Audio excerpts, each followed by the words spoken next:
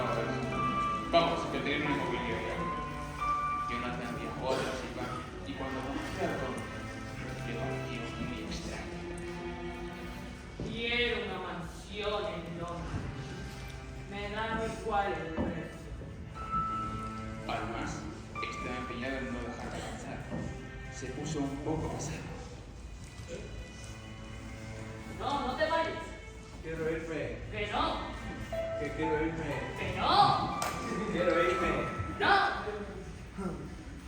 El caso es que Jonathan tardó mucho en volver a Londres y su novia Mina estaba muy preocupada. ¿Dónde estará? ¿Qué le habrá pasado? Dios mío, estoy muy preocupada por él. Cuando volvió Jonathan estaba muy raro y tenía pesadillas. Mina encontró su diario y así se enteró de lo malo que sí que había sido Drácula con su novio. Pero madre mía, idiota. ¿Qué cosas más horribles te ha hecho ese conde? Llamaron a Van Helsing, ¡Van Helsing! un famoso doctor que lo sabía todo de tipos como Drácula. Efectivamente, es un vampiro. Es súper fuerte.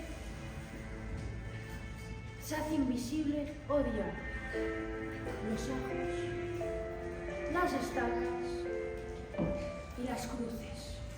Hay que tener mucho cuidado con él. Un día estaba Mina con su amiga Lucy y ¿sabéis lo que le pasó?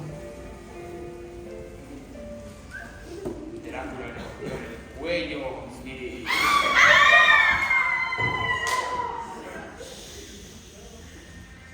El verdadero final lo tenéis en el libro o en el audiolibro que estamos preparando. No os vamos a dar tantos spoilers. A nosotros nos hubiera gustado que el final fuera otro.